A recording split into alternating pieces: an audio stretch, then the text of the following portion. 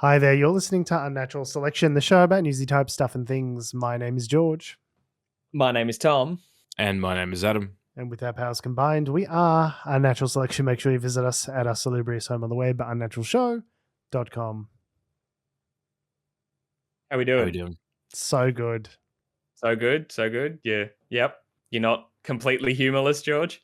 No, doing great. And this podcast is going to be funny. I'm going to bring to it the kind of characteristic energy that with which fans of the Unnatural Selection podcast will be familiar. So, well, to cheer you up, I'm probably anywhere between 1 to 35 minutes away from throwing up. So, you know, let's count down and see. Oh, wow.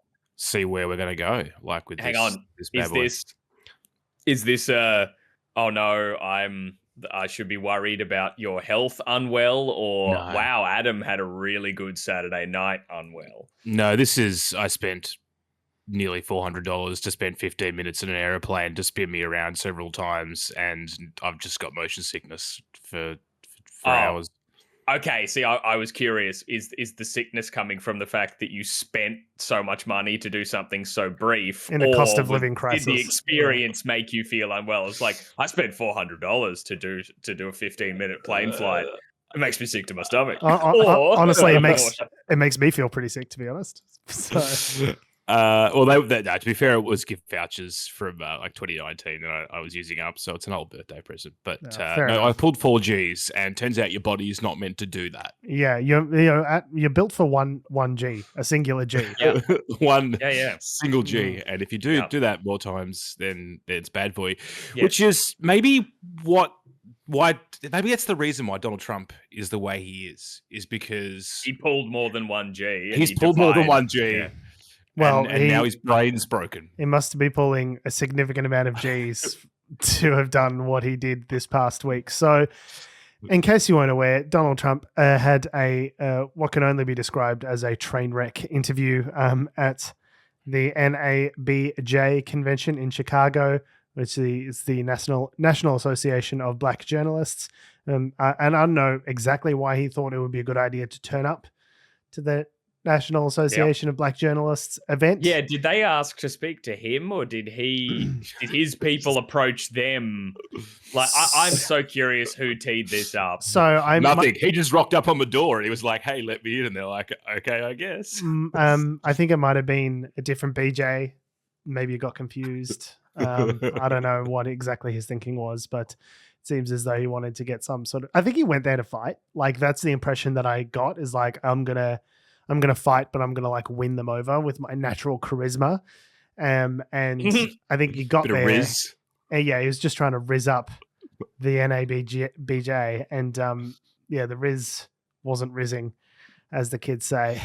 So really, this is the fallout. So a hell of a first question, and here it is.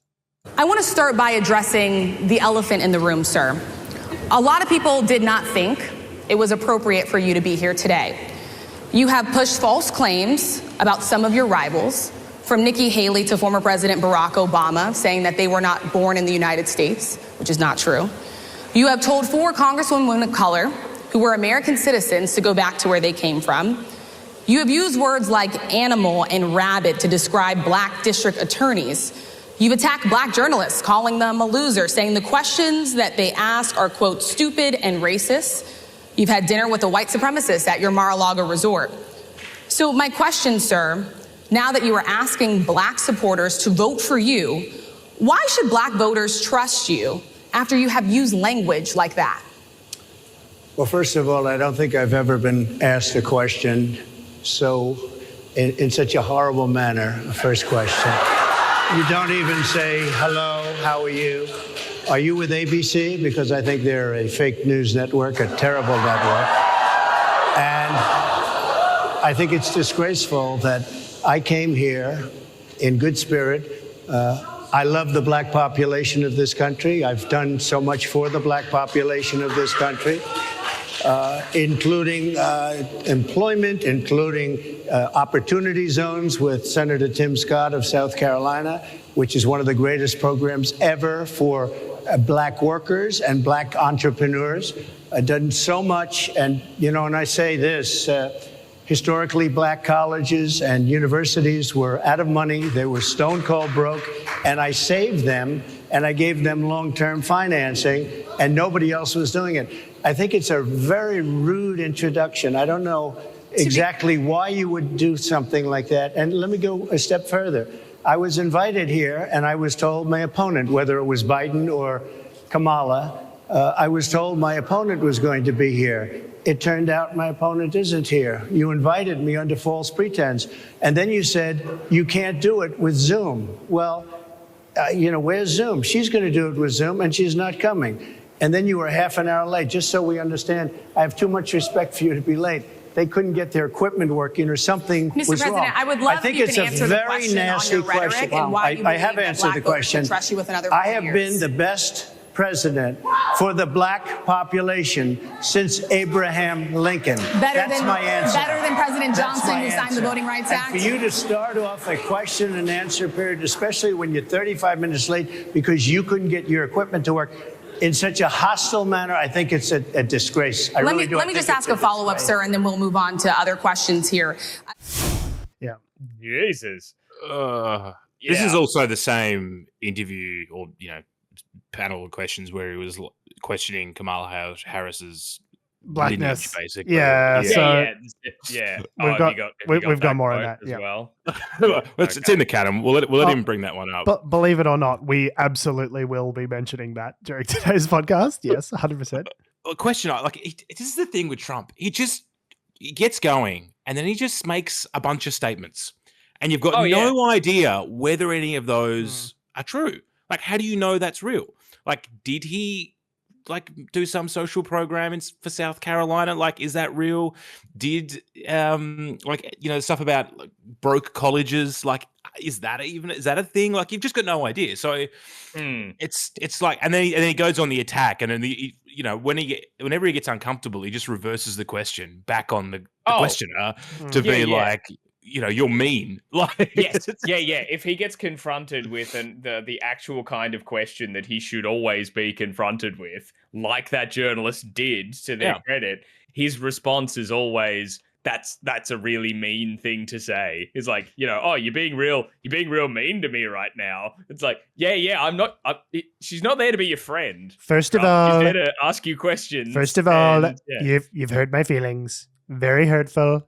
Okay, I'm a nice guy. Okay, I came here to give you big cuddles for the black community, for the way he overpronounces the word black. Black, yeah. Black.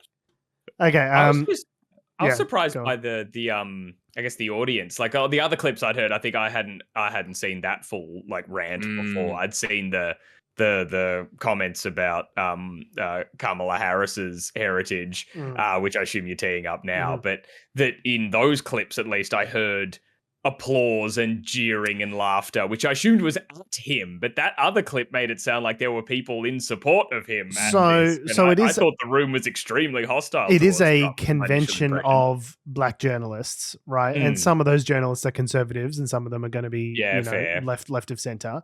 But the conservative journalists and conservative institutions represented I would say they would be the vast minority within this group here. Like, presumably, the vast majority of people in that room probably wouldn't identify as conservative. So there were a couple of people cheering him on, but a lot of people going like, oh, and I think it was also people just being like, what? Like, oh my God. Oh, yeah. Yeah. Like, I can't believe he just did that. Yeah, like the reaction was more one of like, holy shit, what is he saying? Yeah, rather than like, I'm agreeing with him, laughing real at time, him. Yes, and exactly. seeing him squirm. Okay, so here's Donald Trump saying some racist shit about Kamala Harris. I've known her a long time indirectly, not directly very much. And she was always of Indian heritage, and she was only promoting Indian heritage. I didn't know she was black until a number of years ago when she happened to turn black, and now she wants to be known as black. So I don't know, is she Indian or is she black? She has always identified as a black woman. She went to a historically black college. I respect either one, but she obviously doesn't, because she was Indian all the way, and then all of a sudden she made a turn and she went she became a black person. Just to be clear, sir, do you believe I that think she is somebody should look into that too when you ask continue in a very hostile, nasty tone. It's a direct question, sir. Do you believe that Vice President Kamala Harris is a DEI hire, as some Republicans I really don't have know. said? I mean, I really don't know. Could be. There are some, and there are plenty. I know this lady right over there, Harris, is a fantastic person who just interviewed me at length. And we had a great interview, I think, and I heard you got very good ratings on that. Well, interview. you told me it was the longest one of your life. So. Yeah. What a backhanded compliment. There's weird. So much to unpack. So when he says there, Harris, there's a panel of 3 black female reporters there, and one of them is a conservative journalist, Harris. That's who he was referring to there, just so people don't get confused, because Kamala Harris and so on. Kamala Harris, yeah. Yeah, there's so much to unpack there, but just the sentence when she became a black person, she became and you black. hear the room just go like, what? What? Like, You said what? what? Are you talking about? Yeah. And you can see him just getting real uncomfortable with it. Yeah. Fantastic. I don't know if you can hear, but the Harris, the conservative journalist, I think she says something. I don't know if it was in that clip or another clip, but he says something like that, and she says, "Are you serious?" Like, the woman who's like the conservative journalist who's on his side is even like, "What are you talking about?" It's just. And she became black. I don't know what I'm more concerned about is just like the overt racism and like just like general misogyny that radiates off Trump like a dense sun. But like, whether I'm more worried about that or the fact that he said someone should look into it, and it's like, it should look into what? Who would that someone be? What do you like? What does that mean? Do you mean look into? Like, are you insinuating there's been some kind of like scientific biological miracle that has occurred, and you want scientists to like study the phenomena that and just saying has changed ethnicities? Someone should look into it. Immaculate conception. I don't know how you could be more than one ethnicity at once. I am for one. I am both white and orange, so maybe I get it. It's literally the same line he pulled with Obama. Yeah, it's the same. It's the same rhetoric. He's very on brand for the show us your birth. Yeah, the same birtherism, and there's been lots of commentary. I think JD Vance is saying something about how Kamala wasn't sufficiently grateful to the United States, and all this like coded racist language around like grateful for what? Yeah, as though she's not a US citizen like everyone else is a US citizen that needs to be like thankful for her elevation in the hierarchy because of her race. Like, the whole thing is just bizarre. Like, it's very that's a very like saying the quiet part out loud of the hey, we discriminate real hard on you people. You should be grateful you are where you are, because if it were up to us, you wouldn't. Kind of. I mean, like, that's more or less what they're saying, right? So, yeah, right? Like, they're saying the quiet part real loud. Telling on themselves pretty hard. Yeah, they're just such like, and this is a line of, I guess you would call it a line of attack. One, a Democratic governor has been talking about the Republicans' weirdness. And so that has been a real sort of clarion call. Like, hey, these, the things that JD Vance real and weird. Donald Trump are talking about, like this Project 2025 and all this sort of stuff, it's pretty weird. And it seems to have been a really effective line of attack against the, I think people get, as silly as it is to say, people get bored of like, existential threat to democracy and like, traitor, treason. Yeah, I think people, people get a bit tyrant, dictator, all that sort of stuff. People are getting inured to that rhetoric. And I think this is like something that's hopefully coming to pass with the new Kamala Harris campaign, is that it's going to be a little more happy warrior, a little bit more joyful in their attacks. And the way that's sort of manifested in the last couple of weeks has been the preponderance of this weird line. Like, it's just like, I think we talked about it. They're really offended by it. Yeah. They're like, we're not weird, you're weird. Like, they're trying to take this, like, because it's like one of those things that's impossible to defend yourself against. If you are like advocating a like pro-national abortion position, which is like the most minority of minority issues in America. I think it's like 12% of American voters agree on a total abortion ban with no exceptions for, life of the mother, rape, incest. Like, that is the most minority position you could stake out in American politics currently. To sort of advocate that, I think most people look at that and go, that's pretty weird. Like, JD Vance, the whole thing about him having sex with the couch, like, I don't know if it's true or not. It seems weird. Like, he seems weird when he's talking about Diet Mountain Dew and laughing, and no one's laughing around him. He seems weird. Like, these guys are weird. I don't like them. Weird. And have you seen any of those rallies that you people all end up in with your like weird Uncle Sam cosplay crossed with fuck your feelings t-shirts saying that the earth is flat. Pretty weird. I think it's a really good way of sort of suggesting where the political consensus is in America. And it's not with these guys who are far right fringe weirdos. It's like, I think for a long time, a lot of that behavior has been normalized on the American right, where it's like, yeah, it's like, yeah, fuck your feelings. Like, I'm going to, Trump truck nuts on my truck. And I guess everyone goes, well, that's one side and this is the other side. It's like, no, like, I think what the Democrats are saying or what they're trying to say, and I think it's working. It's like, people look at that and go, that's weird. Like, not everyone is like that. That is just a you thing, JD. Like, that is just a you thing, Donald. Most people don't think that way. Yeah, and that's real weird. Do you want the weirdos running the country? Yeah, it's such a clever line of attack because you can't do anything about it as the person who is the recipient of it. You just have to. You'd be like, I'm not weird. They're weird. Like, shut up. You're weird. Like, it just makes you seem juvenile to even like respond to it. So it's like, yeah, I think it's smart. I hope they keep anything that like makes Donald Trump unhappy is something that I'm pretty much a fan of. So you're probably on the right side of something if Donald Trump doesn't like it. Yeah. And if you've stumbled onto this podcast and you're unsure of Kamala Harris's heritage, she's one side of her family is from India and the other side's from Jamaica. Yeah. But her family have been here for like 70 years. It's like it's not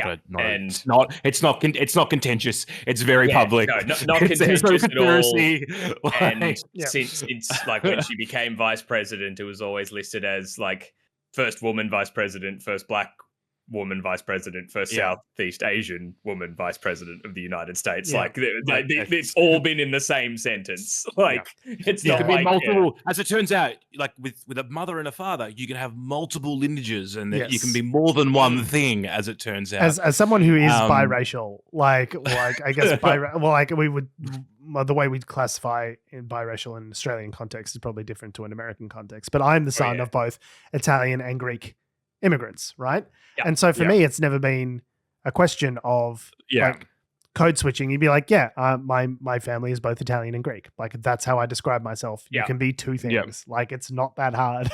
You ask Republicans being like, my brain can't even fucking do the calculations. How can you be more than one thing? I think it would be really fucking weird, George, if people were suddenly like, George is Greek? George Sipos? Pick one! Sipos is Greek? Oh, but how can he be Italian? His name's Sipos. I don't fucking get it. And just also to circle back to Donald Trump's, the first clip we heard where he was talking about funding for black people. So what he did was he just signed the Congress bill to restore funding, not to do new funding. He just restored funding that had lapsed, and it was a bipartisan bill. I mean, I guess you can take credit for that. It was a bipartisan bill. He signed it. Idea though. But like, he's the executive. His job is to sign the bills that Congress put forward. The first part of Donald Trump's story starts with him being a racist slumlord in the 1970s, and there's a bunch of other racist shitbag incidents that come up to the announcement of his presidential run in 2015 where he said Mexicans are rapists. That was like day one of his presidential run. Yeah. Right? So you will not get any arguments from me that Donald Trump, but like you signed a bill, whatever. Obviously it wasn't like pushed by you, wasn't part of your agenda. You just like allowed it to happen. Like, great. I guess he can talk about that, but no one in that room is fooled by the being, and there's like another part of that interview where he says, and I've been great for black jobs. And the woman's like, what's a black job? And he goes like, well, when like they're employed. I was like, when they're employed? What are you talking about, Donald? Yeah. He's like suggesting that black people don't have jobs. And then that's what I was just like, oh my God, dig up, you idiot. Stop it. He almost on the other side of it could just be saying, well, when a black person's employed to do the job, it's a black job. It's like, well, I mean, I guess what? It's just, so that means any job. It's just a job. Why are you making the distinction there? Why are you saying black jobs? And it was just like trying to get the interviewer to define DEI. Is like, she's like, well, what do you think? Like, what's your definition of diversity, equity, and inclusion? Like, how do you define that? You keep talking about DEI. She's a DEI, president and all this sort of stuff. What do you mean by that? He goes, well, why don't you define DEI? And she says, diversity, equity, and inclusion. Yeah. She's like, I already have. He goes, why don't you define it? She's like, that's what the words mean. Yeah, that's what it means. Like, that's what it stands for. Did you think it was a word? DEI? Did you think? No, it's an acronym. It's not, what do you think it means? I love it how we just the tactic of just flip the question back at them and flip it and reverse it. They do. Yeah, I'm rubber, you're glue. He takes a whole new method to the whole like politicians can speak for ages and not say anything, because like in other instances at least politicians kind of say something, but Trump like is able to like just go off on tangents, steamrolls, just disappear, and then just turns it all like into a question of etiquette.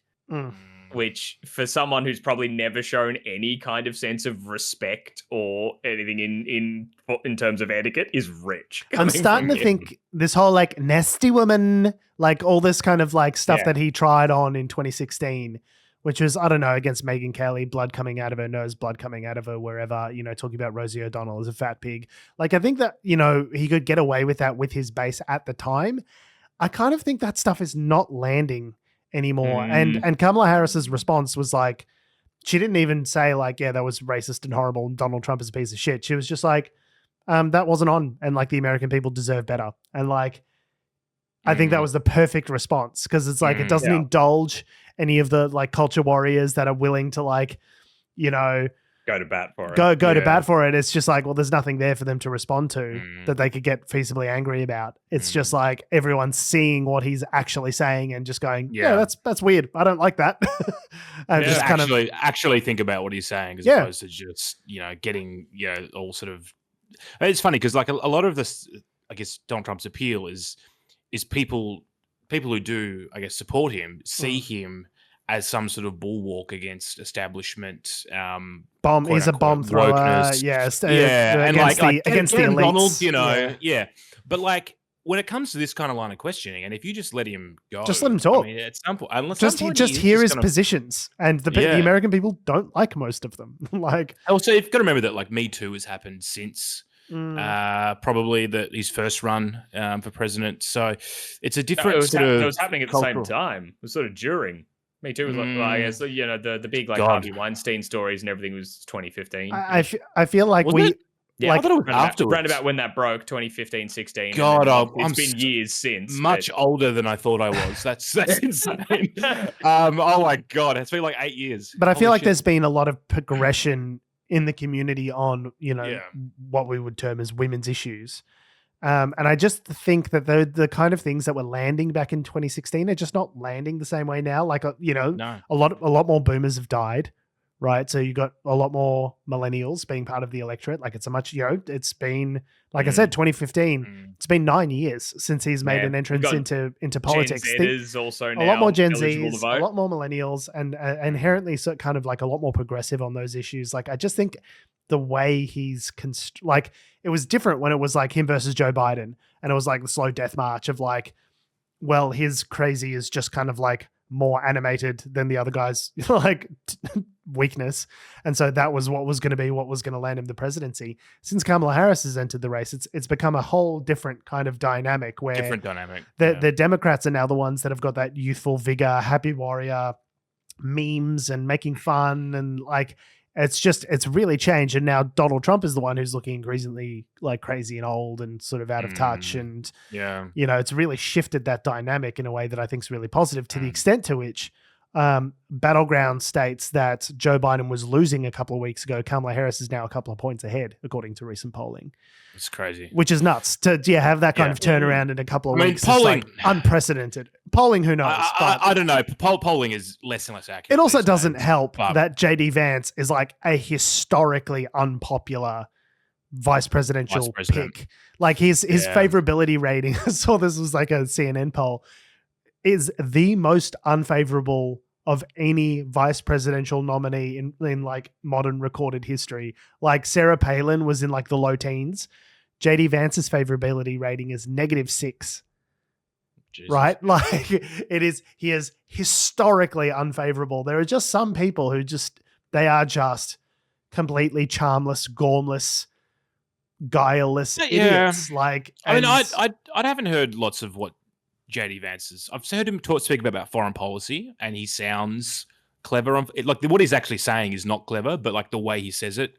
He went to Yale, sort of so the words sound good, even if the policy is dog shit. But, but that's the thing. It's like he's in favor of a total abortion ban.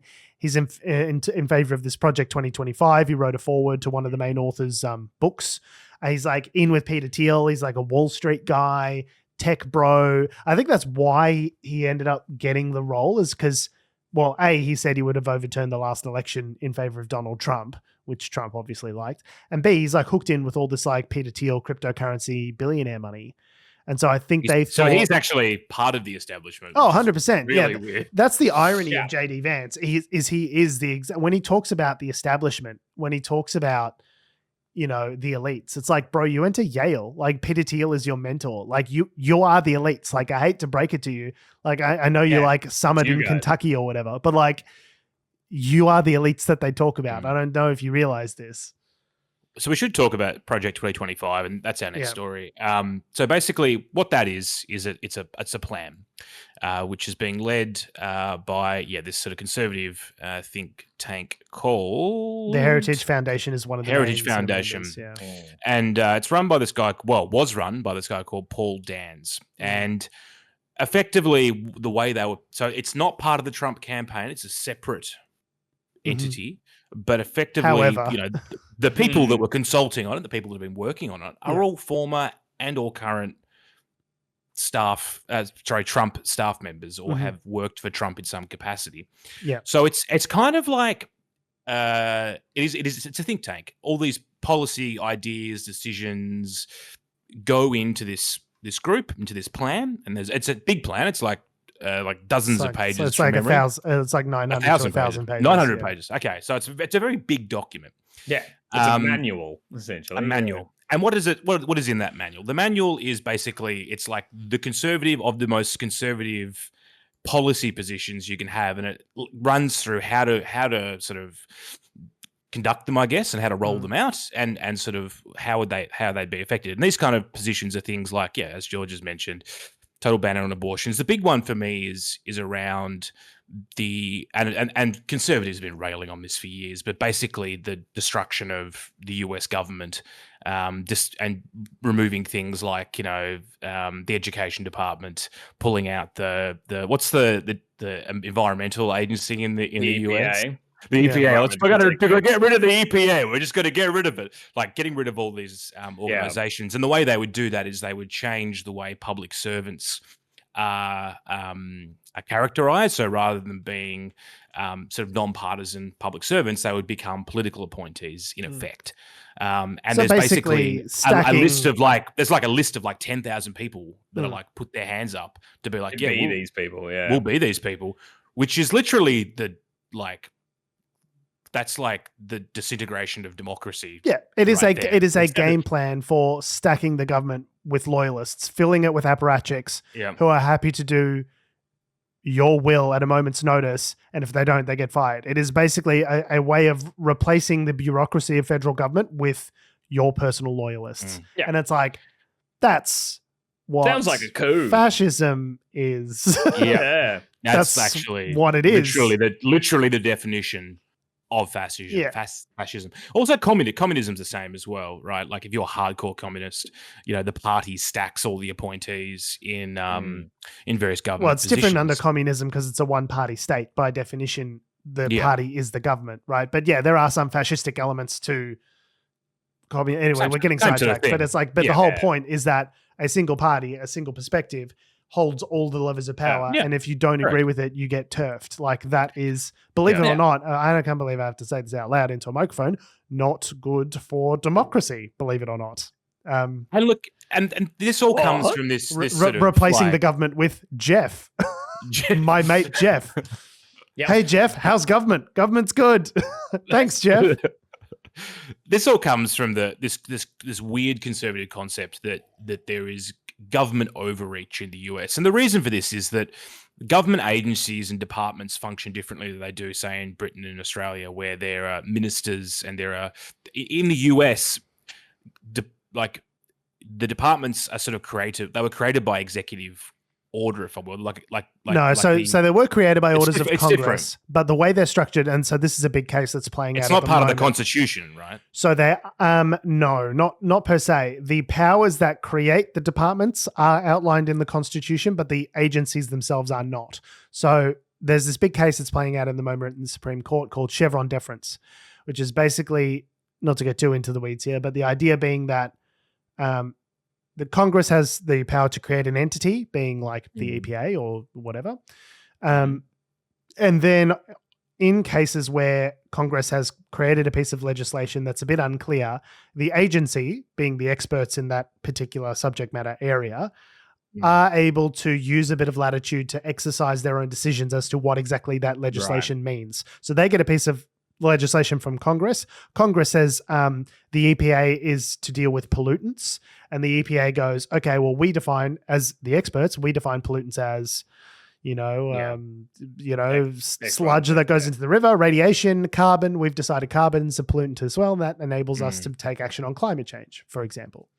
Yeah. So basically what they're trying to do is basically get that right taken away from the agencies and say, you're not the experts. The experts are going to be people in federal court, judges appointed. They're going to be the ones who decide the experts anything are that's Jeff. unclear. Yeah, the experts are my mate Jeff. And Jeff says, nothing's a fucking pollutant, fucking, sick as, go nuts.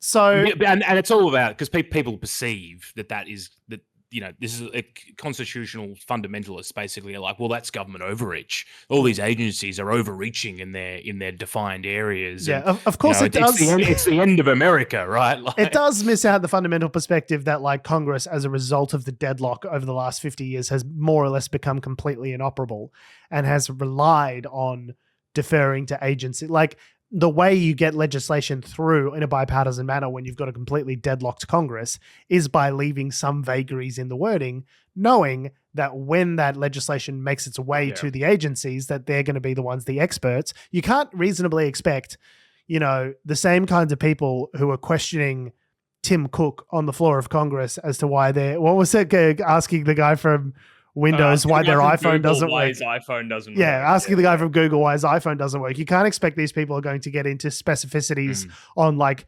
acceptable parts per million of PFAS in the water. You know what I mean? Like, it's not that level of detail you cannot expect that out of an aged Congress that is completely deadlocked. So they rely on, when they pass legislation, they deliberately leave vagaries in the wording in order to allow these agencies who are empowered to do this work to be able to conduct their business. Who better than the EPA to determine what is a pollutant or not? Who better than the Department of Education to determine what is good educational practice, what is good pedagogy, what is evidence-backed with regards to, teaching people and informing them?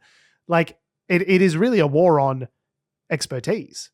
If you think about it, it's a far-right war on epistemology at a way of agreeing that there is a ground zero truth that we can all agree on. It's a war on knowledge, a war on expertise. We are going to rip apart the fundamental foundations of what knowledge is in America and replace it with, political appointees. And it sounds a lot like, a lot of the motivation just sounds like, the reason why people want to do that and why they seem to be inclined towards it is that it seems to be just like, people have their egos hurt because they're told that they can't do things, and because I'm a big American man, an individual, that my rights and my freedoms and all this kind of stuff. I can't do stuff. I can't pollute the rivers. I wanted to pollute the rivers.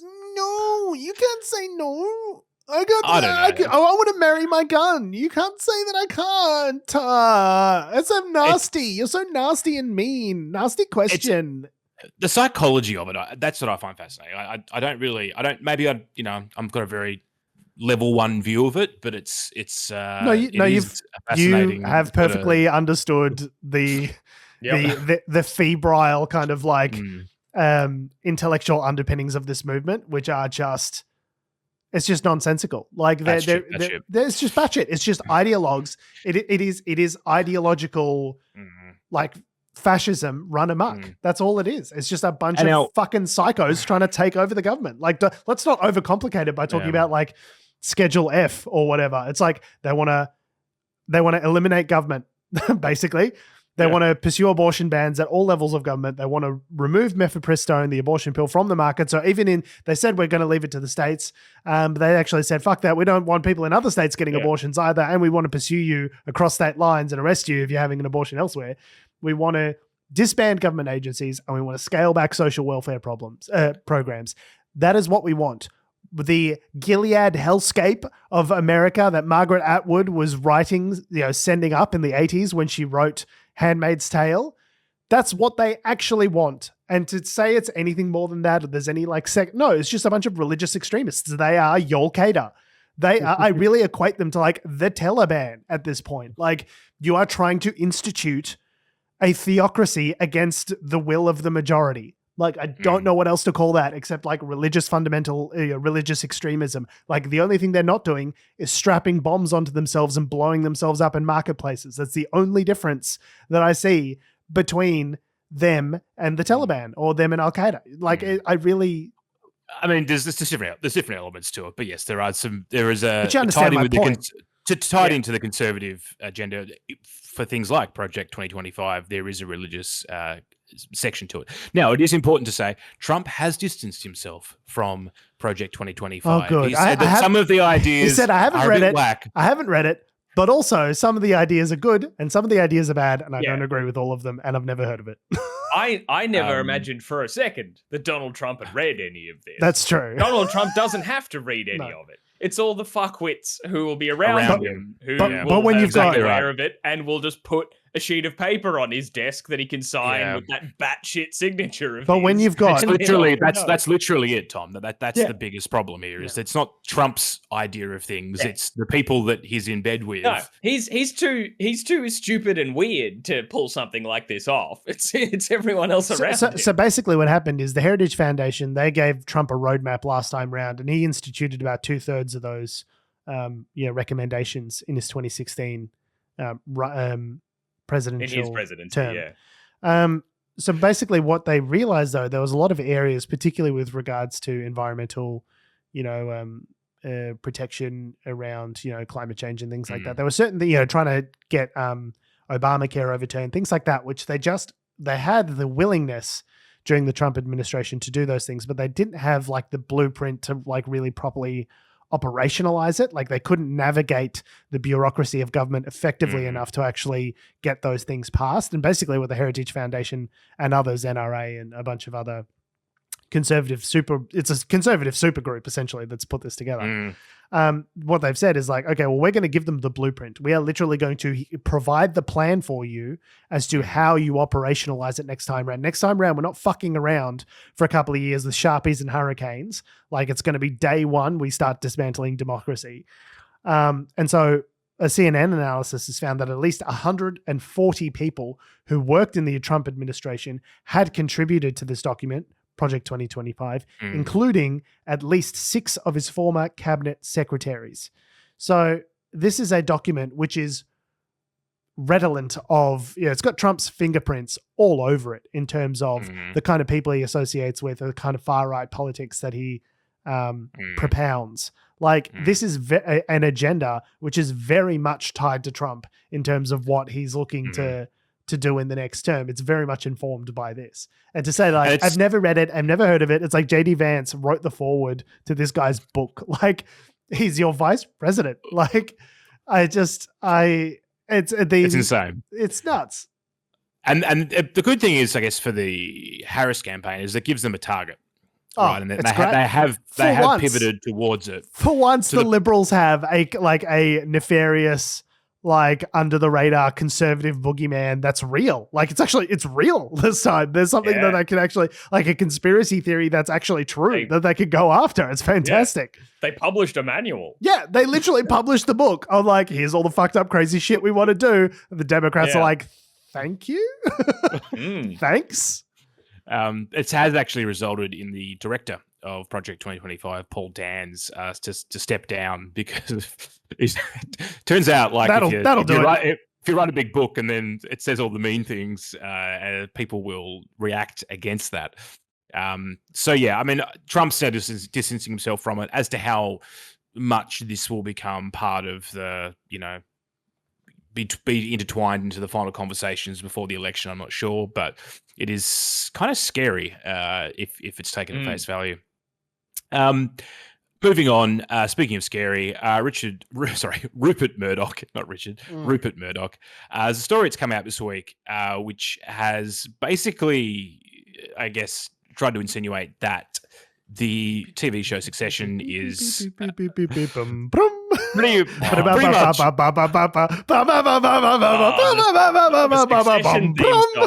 wrote one piece of music and they used it like a lot in that show. Every scene was punctuated with it, I felt. They had no other music. Anyway. If you haven't seen Succession, watch Succession because you should watch it's one of the best shows in the last 10 years. It's probably pretty close to real life. There's apparently a rumor going around at the moment that... What are you talking about, Adam? Succession has no resemblance to it's any totally person living fictional. on dead. It's purely coincidental. No, Rupert Murdoch's ex-wife did not have to sign anything that said she wouldn't tell the writers of Succession anything about their marriage. What are you talking about? It has nothing to do with the Murdochs. Why would you even insinuate such I don't know why thing? you would even ask constantly and consistently over years. I don't know why you would. So basically, the news on the street is that Rupert is going to change the way the trust works for the Murdoch family. Currently, it would be sort of equal measures. Each child, 4 children, get a quarter each. And they would, allegedly what's happening is he's trying to rewrite that where it would just be his main son, Lachlan. To head up he'll have control of the companies, and basically the profits would still go to the rest of the children, but they wouldn't have any managing control over it. Now, obviously, so this is different from what he said before, which was like, you're all my children. We're going to split it evenly 4 ways, and you guys are going to be the ones that work out how my legacy is determined, and you guys will have to cooperate with each other. And basically, everyone who wasn't Lachlan ganged up and said, great, so we are going to completely take this in a completely different direction after you're dead. And he said, whoa. Hang on a minute. When I said when I said I love all my children equally, what I meant was I love Lachlan equally, and you guys will follow Lachlan. Yes. And now it's a cage match. I mean, this is, the New York Times reported on this. I'm not sure. How? Sorry, I said 4 children before. Rupert Murdoch's got 3 children. There's 4 children in the TV show. So let's not get it's 4. It's 4. Murdoch has his 3 children. Yeah, no, I'm pretty sure he's got 3 kids, not 4. I think 4 in the TV Lachlan, show. James, Anna. I mean, Rupert marries Lachlan. Maybe just 4. I don't know. Maybe it's 3 children fighting. I'm just worried. The way I'm reading this article is kind of slated, but no, I thought he had 4. Yeah, I thought 4 eldest children. Yeah, it is 4. Yeah, it's 3 children that are going to go to fight the other to fight Lachlan. Yeah. So there's 4 children. One of them's much older than the others and from the previous wife, and another one of them is Australian. They're all kind of a little bit Australian. One of them is Cameron from Ferris Bueller's Day Off. No, wait, that was the older one from the first Succession. marriage. Succession again. You've gotten confused. But they don't resemble each other. No. It's so why do I keep making the connection? It's so weird. I don't get it. Which one's Tom? Sorry. It sounds like I was joking, but I actually genuinely got that confused. But it's been well known as well that James Murdoch in particular has sort of come out publicly and sort of railed against his father's view about climate he was the one who change resigned, right? He resigned. Yeah, it was after the phone hacking scandal where Rupert threw him under the bus, basically. Just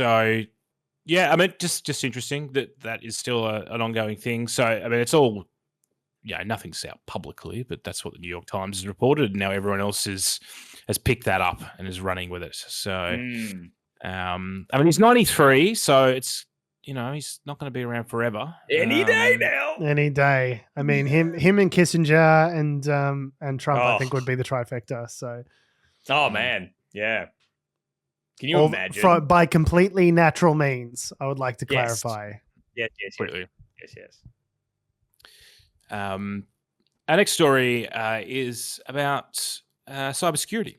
And there's a lot of that going around lately. A lot of discussions around cybersecurity. We mentioned, I don't know if we mentioned it, but we were discussing it perhaps in our group chat around cyber ransoms, and that they're on the increase. I think it's something like they're now like 1 in sort of, or 2 in 5, cyber attacks are ransomware attacks now, as opposed to say 5 years ago, right? And I don't care how many of my nudes you have, Adam. I'm not paying you that money. It's not happening. Well, as it turns out, George, the practice of paying ransoms is actually fairly widespread. Would you take $20 and a smile? Please don't release my nudes. So yeah, basically, the government is thinking about and is going to table some legislation, which is designed to basically force companies to disclose when they have paid a cyber ransomware ransom. Because currently what they are obliged to do is, if they are attacked, there's certain rules around, depending on what kind of business you are, you need to disclose to the, Signals Directorate and the government when you've had a cyber incident, right? And according to... And you meant to also, like, if people's personally identifiable information has been hacked, you're supposed to notify them and things like that. Correct. Yeah, you meant to notify them, but there's nothing around ransoms. So what's currently happening is people are saying, yeah, we've been attacked, but what they're not saying is we paid them off. We paid them off, and that's how we've sort of wrapped this issue up. They're not saying it worked. Yeah. Like, yeah, they cyber attacked us and it worked. They got money. Consider me cyber attacked. Yeah. And that's what people have. They say crime doesn't pay. Turns out it does. We paid him. Yeah. Yeah, we did. Not in every instance, but like it is a common thing that happens. So what this legislation would do is effectively say, it's not going to be publicly disclosed. It would go to it would just be like a data collection thing. There'd be no recourse for legal action. But the government just wants to know how widespread the practice is. Because of course, turns out if crime does pay, people will just keep do more doing crimes. it. Yeah. Yes. Yeah. So that's in economics, that's what we refer to as an incentive. Yeah. So initially they wanted to have it as legislation where companies in Australia would actually be prohibited from paying ransoms to ransomware attackers in order to like fully stifle this practice. And a lot of, basically, from what I understand, a lot of people in the business community went, actually, we really do need to pay the ransoms because it's going to fuck us up if we can't pay the ransoms. Like, we won't be able to do business anymore. So we need to be able to keep paying the ransoms. But like, maybe we can just like tell you about it.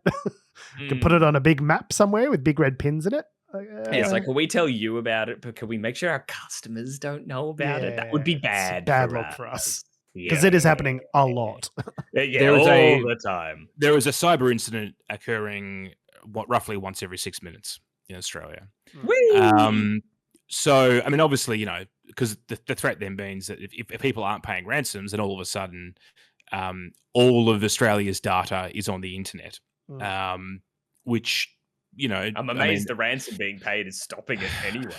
I mean, what's the thing? Sometimes it does, sometimes it doesn't. You don't know. You're rolling the dice and hoping for the best. I mean, the thing is, the incentive goes the other way, right? As well, because like attackers would be like, oh, but if everyone who's ever paid the ransom, the information goes up anyway, they'll just stop paying us ransoms because they'll be like, well, you're going to release it anyway. Why would I give you $10 million? But you don't know. But you don't know. You don't know for sure. It might not. Consistent. Yeah, then. But it's also less to do, from what I understand, with ransomware attacks. It's less about the release of data that companies are most concerned about, as much as it is the reputational damage. Well, yes, there's that as well. But I mean more like the unlocking of various systems. Like there have been cases that I've seen described where it's like, oh, like his government department or wherever, like basically had all of their entire IT infrastructure was they were locked out of it. And so in order to be able to resume doing business, they were forced to pay the ransom. It's less about like what data has been stolen as much as it is like, we just need to be able to keep, like, if everything's locked you've just bricked all of our computers, like how are we supposed to operate as a company or as an organization anymore if we literally can't do our work if everything is locked up? So I think that's a good motivating factor as well. 1/3 of cybersecurity incidents reported in the 2022-2023 financial year came from the public service. So it's not just it's governments, it's government institutions, it's everywhere. Yeah, it's right. And consecutive audits of the government sector have found it has a low maturity level when it comes to cybersecurity, despite holding the largest store of sensitive data about Australian citizens. And you're right, George. It is. It's if you have to shut down your network, restore off backups, that's about a week for most major companies. For a multi-million-dollar organization, that's hundreds of thousands of dollars, millions of dollars potentially of effort and time and just down the drain. Which could be more than the ransom that they're asking for. So at that point, if you're a business leader, you start to make the calculation, well, I could pay him $1 million to just get this off my plate now, or it's going to cost me $2 million to actually try and deal with it and reset and do everything from backup, and we're going to be a week behind. And, people start making those calculations to try and keep up with business as usual activities, right? It's not, people don't pay it because it's convenient to pay. People pay it because it's less inconvenient than the alternative. And there are sophisticated criminal organizations that have reps, right? They've got reputations to uphold. So I thought you meant representatives, which they do. There are places, the stories I've heard of where it's you can call a phone line and and it's the hacker, and they're we'll teach you, we'll take you through how to set up a Bitcoin wallet and transfer money to them. It's customer service for hacking. Yeah. It's so crazy. I'm what? And sometimes it's just a kid in his basement that somehow got the details and is in. But, it's very widespread. I think it's an interesting article. No one's really talking about it. And I'm assuming if this legislation does go through, I suspect, it'll be interesting to see the data in a year's time. Interestingly enough, business groups are not happy about it. Well, it's the thing. It's it seems kind of complicated because there are kind of requirements that the Australian government has of organizations and departments and companies with regard to, what they call in this article, quote, leaving the door wide open. So there are standards that you still need to uphold. And if the, Australian Signals Directorate or other relevant bodies find out that you have been neglecting to keep up with those standards, those are prosecutable offenses in some instances. And so the idea of reporting these cybersecurity instances are fundamentally at odds with the incentives, which is if this comes to the attention of a law enforcement agency who has domain over this, you might get prosecuted based on that information. So that's what they're trying to kind of head off with this, it's sort of like an amnesty, but we're not saying you get immunity from prosecution. You still need to do your job. You can't be neglectful, but also we want to incentivize people to report. It's this really weird line that they need to walk with this legislation, is to try to, there's a reason that people haven't been incentivized thus far to report these instances, right? It's because it looks bad for them. It opens them up to liability. We need to restructure the incentives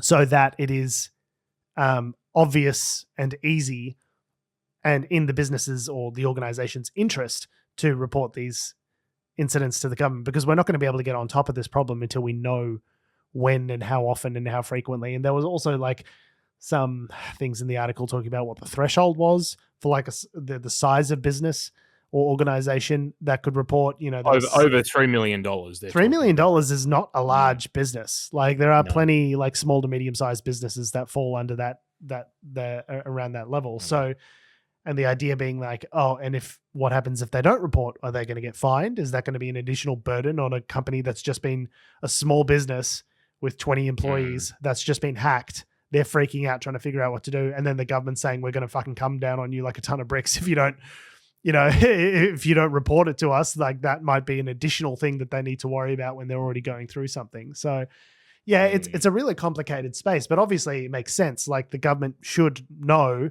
there should be a no-fault way of recording every single one of these incidences, because if you don't have the knowledge, how can we even begin to start getting on top of it, right? So it's complicated. This is why there is such a demand in the cybersecurity space. If you look at, tertiary institutions in Australia, a lot of them are offering a Cert 4 in cybersecurity free of charge, because the state government has recognized that this is a priority area.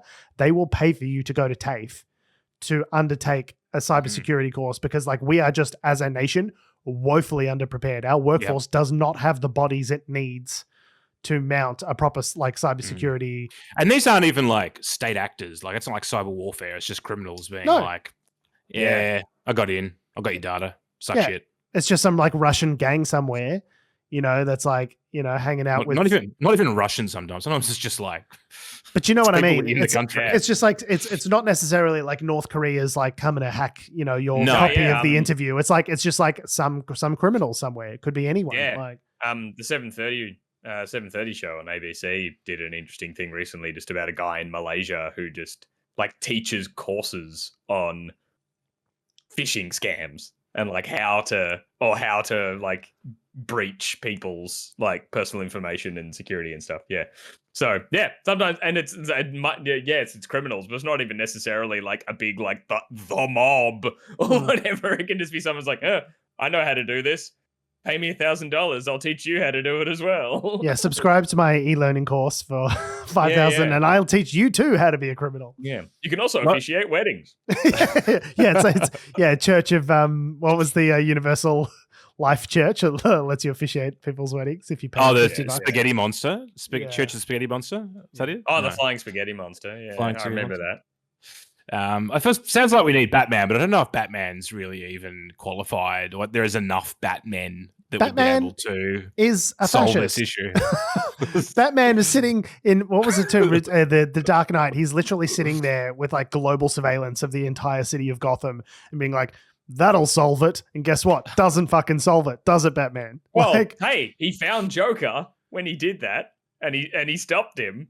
And Morgan Freeman cited his objection. Don't you think destroyed it? Don't you think the problem is an insane billionaire who beats up guys with handbags using his vast wealth to create a global surveillance network rather than just spend money on social programs is probably a larger part of the problem than the Joker? I mean, I guess he should be doing both because Batman rules. You could do both. Bruce Wayne's very wealthy. Get you a man that can do both. Mm-hmm. Yeah. Speaking of doing both, Rex Airlines tried to do both and failed miserably. So Rex Airlines has entered voluntary administration. As they always say, never start a land war in Asia and never, ever start a budget airline servicing regional communities. There's one thing you should never do. In Australia. Well, interestingly, it's the regional stuff. So Rex stands for Regional Express. Interestingly enough, the regional stuff is actually not the issue here. It is Rex's expansion into the capital city routes in Australia, which seems to be part of the problem. And I'm so bummed about this. I was saying this to George before we started recording that my wife and I were becoming like Rex girlies. We loved Rex. They didn't fly as often, but they were cost as much, if not a little cheaper, and were consistent. I've never had a Rex flight can on me or like anything like that, and they gave you free snacks. Well, those snacks great. just cost 651 jobs because they've gone into voluntary administration. The snacks might have been what was doing it. But it's sad. I always had a great experience with Rex, so it sucks that we've got another victim of the duopoly that is Virgin and Qantas. And it is partly to blame. There's been a lot of talk this week around, and I've got to find the term, but it's basically where you yell shotgun on a spot at an airport. Slot hoarding, I think it's called. Slot hoarding, yeah. So basically, part of the reason why people are talking about the duopoly in relation to Rex is that there are these airport slots which, particularly at busy airports like Sydney, as a prime example, there are spots that the airport says, like, you can have the 5 o'clock booking, okay, and that gives you a certain window to get out of the airport and on the runway, and out you go. And the airport has a capacity, right? They go, well, if we move, in theory, if we can move this many planes around the airport in an hour or two, this is how many slots there are, right? Now, the big two airlines, particularly Qantas. Lots of slots. Particularly the big two, so Qantas and Virgin in Australia, they have basically, they've already got the monopoly on those slots, right? And then they're entitled, there's this like grandfathering scheme. It's like, well, if you used that many slots last year, you get to have the same amount of slots this year. So in theory, if you want to if you're forecasting the gate availability. Yeah, exactly. Like basically, if you had $1 billion, right? If you were the richest person in the world, like if you're Elon Musk or something, and you wanted to start an airline in Australia, and you wanted to throw as much money at it as possible, you still would not be able to compete with these two major airlines because there simply wouldn't be the slots to put to have the amount of planes in the air flying out of Sydney, Melbourne, Brisbane. We built our airports to manage the capacity of these two businesses, and we can't expand. That's it. Now, Western Sydney is opening soon. Victoria's got obviously Avalon, but that's it's an hour and a half drive if you're in certain parts of Melbourne. It's basically the Geelong Regional Airport. The issue is its capacity. So and basically there's this rule which is like 80-20, right? So if you let's say you have 10 slots, but you only use 8 of them, you're still allowed to keep the 2 you didn't use for the next year because there's a cancellation rate that you're allowed to do. So what Virgin and this is Qantas why Qantas never runs any flights. They have a flight and then they just say, "Oh, sorry, it's been cancelled."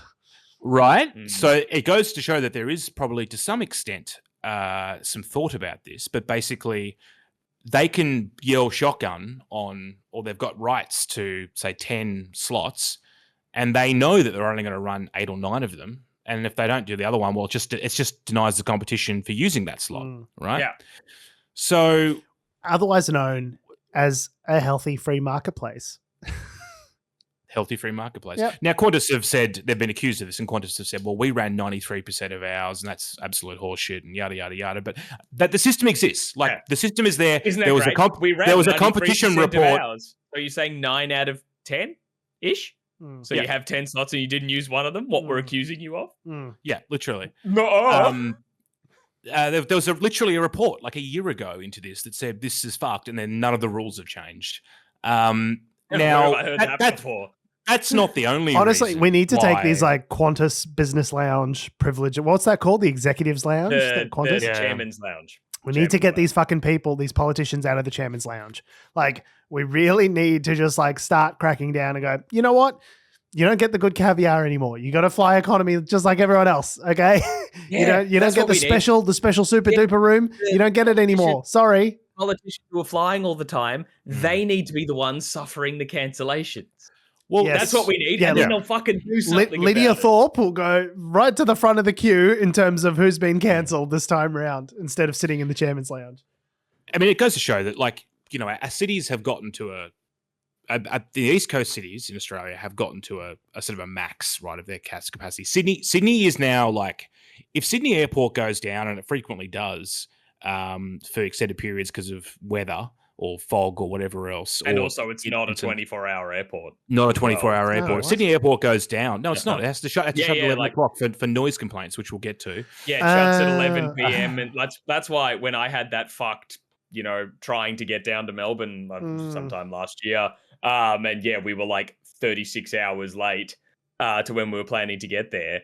Like we were booked for an 8 p.m. flight, and they cancelled it, and there were no more. Yeah, like there were no more flights Sucked down in. to Melbourne. Good luck. Because the airport was closing. And So when that you're in Melbourne explains- trying to get back to Sydney, the flight has to make sure it gets there before the shutdown. Before time. closing. So right. like you can't It's you like have to last worry drinks about at the bar. closing time at the airport. Literally. So that's why So when s- I was hanging out with you guys in Sydney a couple months ago in Jan for my friend's wedding, and we were hanging out at Gelato Messina, and this plane just goes, I was like, oh my God, why is that plane so close? That's terror. That is threateningly close. What is happening?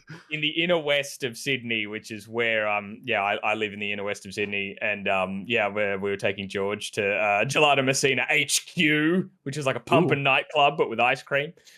You could fucking read the serial number on like a fucking You can see the bolts falling out of the Boeing 737 as it passes overhead. They fly insanely low. But I mean, that's not uncommon. Like a lot of airports have approaches over suburban areas. Of course, but a lot of big way closer than Melbourne. Like I was startled by how close that plane was to where we were. In Melbourne, there are not houses within 20 meters of the airport, whereas in Sydney, it's a lot closer, right? I live the issue. a kilometer and a half from the airport, maybe 2 kilometers. Like it's like just that. It's crazy. So the issue is in in Sydney in particular is that there is not a second. The airport is at capacity. There isn't the next airport's going to be built in a couple of years, but it means that basically everything's gridlocked through Sydney. So the amount of the scope, and then that affects the entire airline network in Australia. And it's actually, this is part of the problem as to why is there a duopoly? It's because the system's rigged to some extent. There's not room to expand. So that's number one. The other reasons why Rex has probably gone out of business, and what they're speculating at this stage is basically when Virgin went to administration about a year or so ago, they took one of the big members of the duopoly went into administration as well. They smelt the blood in the water, and they snapped up a bunch of leases and purchases on a bunch of large 737 planes. Rex and they said yes, and they said we'll start running these, but they obviously had to outlay a bunch of capital to do that. And then over the next 12 months, to be able to get their margin in, or to get their foot in the door, or whatever you want to call it, they discounted all their prices, which led to a bidding war when prices did come down slightly, not as much as I would have liked, to be honest, but they did come down. But at the end of the day, in terms of running costs, that wasn't sustainable. So what that meant was all of a sudden the prices had to go back up, and everyone went, oh, we're not going to pay that. And then, of course, they haven't got the availability, as Tom said before, that the other two do. So, well, I don't want to pay for the 3 o'clock Rex flight, but there's one at 3:30. That's with Jetstar. It's $20 cheaper. I'll just go with that. And so you have this issue where all of a sudden the amount of revenue coming in is not enough to run the business. It's so funny because it seems like a business that's pretty constrained in terms of the amount of supply that the airports are trying to that they're able to give, and yet like the demand, as soon as there's any kind of like fluctuation in the price, the demand seems like quite elastic for how constrained the supply is. Does that make sense? Like I don't know, it just seems like the whole industry has decided like we just want to make them pay higher prices, and we're just like we're not willing to accept what we would have accepted 2 years ago in terms of prices. Maybe that's because of different factors. Maybe their inputs and costs and things like that have risen to the point where it's no longer competitive, I guess. But jet fuel is more expensive than it was. There's a global war going on. It's not like twice. Like everything isn't twice as expensive. You know what I mean? It might be like 10-20% more expensive, but like the kind of flights that we were able to get, even just like 4 years ago, say pre-pandemic, were like substantially less in cost than what you're able to get now. And it seems like there's been a real kind of like, I don't know if it's a collusion exactly, but because that is a legal term with meanings, but like it seems as though all of the airlines have more or less agreed like we don't want to sell our flights for less than this, right? I don't know. I mean, there's obviously, it's much easier because there is less players. It's much easier for airlines to monitor, and be able to price match and to track each other. Dynamic because pricing, right? There's less variables. Real time, right? Like my parents are coming up to Melbourne from Tasmania, from Hobart, next week, and they have paid $1,000 return for two of them. Shut the front door. What? $1,000 return to come from Hobart. So like it's an hour flight. In all fairness, there's no amount of money that I wouldn't pay to get out of Hobart, but no, that's absurd. That's a ridiculous amount of money. So what's that? That's divided by 4. 250. What's that? 250. Yeah, 250 each way per person. Jesus Christ. So something's got to give. Some and flights I've taken I from think Sydney to Melbourne are like 220 or 200 a person. So like, like if you unless you're willing to do the specific times that are the discount deals, or travel without any check-in baggage and all that sort of shit. Yeah, and then get pinged fucking $80 at the door from Jetstar because your luggage came in at 7.2 kilograms as opposed to 7. Yeah. I think the answer is we need more airports. I think you need to have the opportunity for businesses to come in and invest and be able to... Airports, by the way, that are also able to be serviced by large populations. Like you don't want to put them an hour away from a population center. They need to be within sort of half an hour of a major population center. Whatever it is, the industry is clearly very broken, right? Like you can't just have one airline servicing the one country. airline going strong and the other one and everything strong, but might drop dead at any minute. Like as we kind of saw. Like you said, Virgin went into some sort of administration. I heard you saying, voluntary administration. Okay, you had Bonza. You had Bonza go out of Bonza go into administration earlier this year, and now you've had Rex. Like clearly, this is not an industry which is structured correctly that allows competition between the major players. Like it just keeps getting increasingly consolidated towards Qantas, and that's fine, I guess, if we owned Qantas like we used to, but we don't anymore. So it's like, so what are we doing here? And it's man, I hate Qantas. I don't know how to. I mean, the other thing is like just building more airports isn't also. I mean, I say that very flippantly. You need lots of land to build more airports, and it takes like decades as well. It's not like an overnight fix. And I and then the other aspect as well is probably just the way our cities are structured and the way our population centres we're very dense with these mega cities. Melbourne, Sydney, Brisbane's getting there. We're so sort of like bound up in these areas. And if you go to like other major, like if you go to New York, they've got like 3 or 4 airports or something servicing that city, right? Like it's not just one airport. You go to London, there's Heathrow, there's Gatwick, there's there's a bunch of so I don't I until they fix that, I don't know any other airline in Australia is really going to be able to compete because I mean it's just there's a limited capacity and how you're going to get in there. But anyway, on that happy note, people we have complaining been. No, I gotta go. Do it quick. Quick one. Okay, so speaking of airlines, there is a Perth resident. There's a story that's sort of been circling around. A Perth resident last year complained 21,000 times over aircraft noise in Western Australia. 21,716 protests, and that made up 40% of all aircraft noise complaints in Australia in 2023. It's crazy. How is that even possible? That equates to lodging one objection every 25 minutes, or about 59 a day for an entire year. Is that? I guess there's like a bot or something that's just doing that. It's got to be automated somehow, surely. Yeah. Either that or it is the most incredibly dedicated whinging that I've ever seen in my entire life. And you know what? At a certain point, good on him. Because we know it's a him. So that's all. That's all. To spend that amount of time, you'd have to have bookmarked the site or like saved the number in your phone. You'd know them all by name now. Like you'd be speaking. It's Barry again. Well, no more. Like he'd know. He'd be like, "Oh, is Sharon in?" Like she gets it. She knows why. Like I'm not going to get the spiel of like, "Oh, well, no." Like it's given the area you're in, there are certain things you have to accept being that close under the flight path. Like, no. Sharon gets it, and Sharon respects me. I want to talk to Sharon. I know she doesn't work Thursdays. I just love the idea of like time number 58. He's in his house and he just hears like. He hears the things rattling and he's like, motherfucker! He's like flipping out every single time. He would 59 know. times a day, every day. You know the flight numbers. That's QF 302. Yeah. It's like, QF 302 is running late. Yeah, someo's got to check the engine. It's not sounding right. Because I know they reuse the flight numbers for the routes and the times, right? So you just be like, oh, that's VA 877. Oh, it was 3:45 was when that was meant to go. 4:20, disgraceful.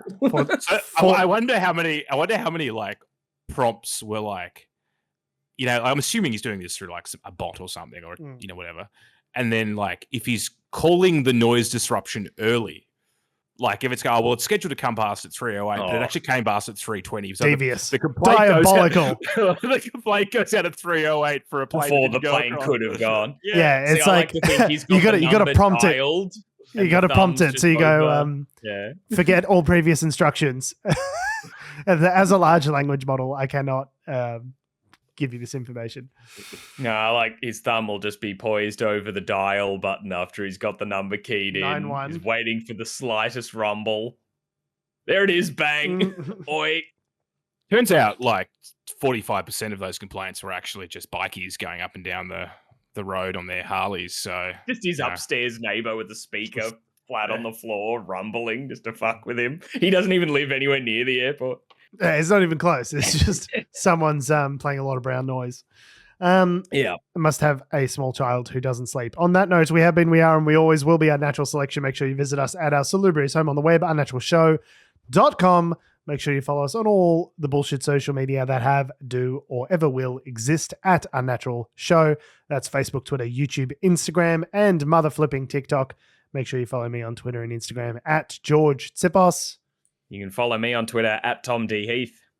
And you can follow me down to Pakenham, where I'll be making a new airport instead of putting up more houses. I'll put up an airport right next to the houses, and then they'll have the same issue, but just in Pakenham with lots of noise complaints. Thanks for listening, guys. Love your faces. We'll see you next week. Perfect. Just let that joke. Perfect. No notes. No, it was good. I thought like maybe it's not going anywhere, but no, you nailed it. Yeah. No, George, just let him speak.